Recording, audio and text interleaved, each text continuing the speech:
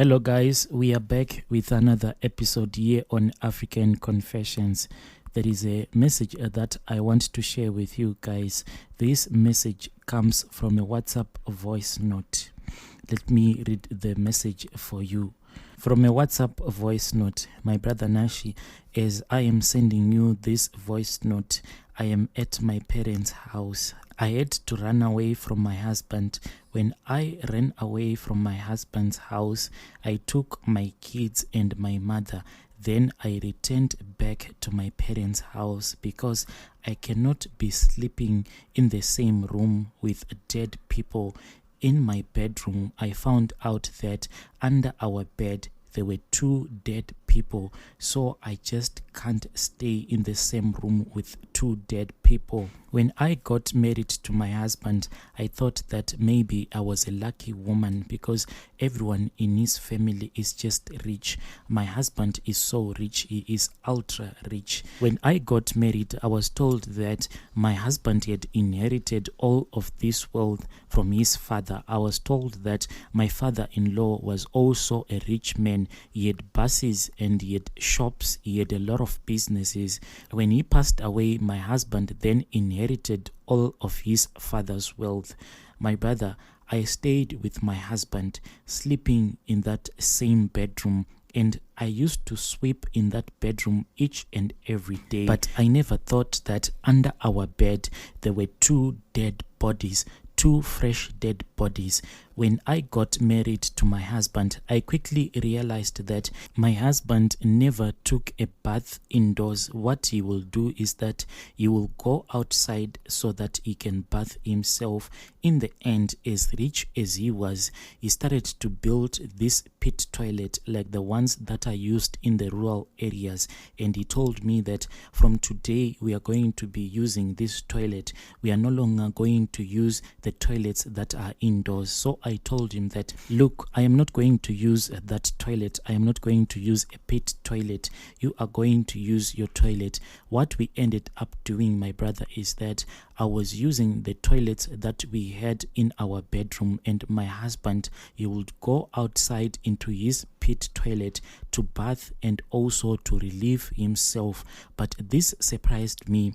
I kept on asking him, why are you doing this? Then he said that I am someone who grew up in the suburbs, so I never experienced what growing up in the villages was like. So I want that experience. But is it even normal that in the suburbs you can build a pit toilet? Being married to my husband was quite a stressful thing because he told me that the kind of food that he only eats is the food that has been cooked only using firewood. He doesn't like food that has been cooked using a gas stove or an electric stove. When I asked him why was he giving me so many rules like this, he told me that he enjoys food that has been cooked using firewood and nothing else. So I accepted it. When I got married to my husband, I never suspected that my husband and their family is just a family of ritualists. I just thought that, oh well, they are rich people, and these rich people sometimes they can have a weird behavior, but not even a single day did I ever suspect that I am living with a ritualist. The most important rule that my husband had given me, he said to me, as long as I'll be married to him and as long I was staying at his house, no one in his household was allowed to go to church. So I stopped going to church because I respected my husband so much. My brother Nashi, I stayed with my husband at this house for more than 17 years. There was this other time when my mother, who was staying in the villages, she became so sick. So I said to myself, let me take my husband so that if she is in the city with me, I can go with her to the private doctors. At least she can get help there more than she will get if she goes to the government hospitals. When my mother arrived at my place, we stayed with her. There was this other day when I wanted to go with my mother to that private doctor, but my mother said to me, first, can you go with me to see a prophet before you take me to this private doctor of yours. So I agreed with everything that my mother was telling me. We went to this white garments prophet. When we arrived at that white garments prophet house, he then gave me a stone, and he looked at me and he said that, "Woman, I can see that you are a ritualist. For such a long time, you have been enjoying this ritual money. But I can also see that it is not by choice that you are a ritualist, but it is your husband. Your husband is the one that is involved in these rituals. Each and every time when you are in bed with your men, you might think that you are having sexual intercourse with your men, but you will not be having sexual intercourse with your men, because underneath your bed, yes, that same bed that is in your bedroom, underneath that bed, I can see that there are two dead bodies. They are still fresh, as if those people just died today." When this prophet told me all these stories, I just thought that maybe he had seen that I am a rich woman. Maybe he just wanted my money. When he kept on telling me these stories, that all of my husband's family members, they were ritualists, and all of their riches was because of their rituals that they do, I never believed that prophet. When he had seen that I was not believing all of his prophecies, he then said to me, "Woman, please take this stone, and when you go back to your house, I want you to take this water that I have given to you, and I want you to sprinkle this water in your bedroom, and you will see everything." My brother Nashi, me and my mother, we drove back to my house, and when I arrived in my house, I went straight to my bedroom, and I did as that white garment prophet had told me. Early in the morning, then I woke up, then I started to clean my bedroom. As I was sweeping my bedroom, I tried to sweep under my bed.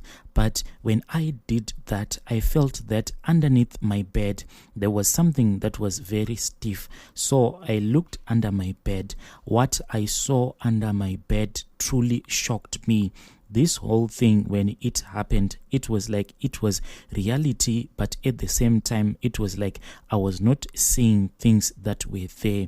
What I saw there were two dead bodies. It was a body of a female and a body of a male. Both of them, they were sleeping on this reed mat. And when I looked at them, I saw that these people seemed as if they had recently died. But this amazed me because I had been sleeping in this bedroom for many, many years.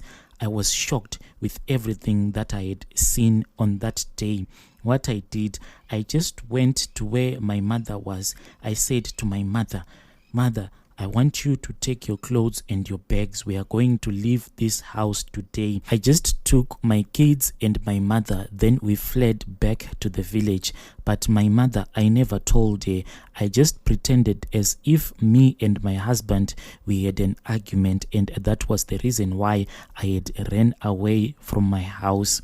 Now that I am in the village, my husband calls me each and every day. When he calls me, he tells me to come back. He says that he is missing me and he is missing the kids. Now I am afraid to tell him that I saw some dead bodies under our bed. What scares me the most is that I am afraid that if my husband has been keeping this secret from me for the past 17 years, what else is he going to do if he finds out that I now know that he is just a ritualist?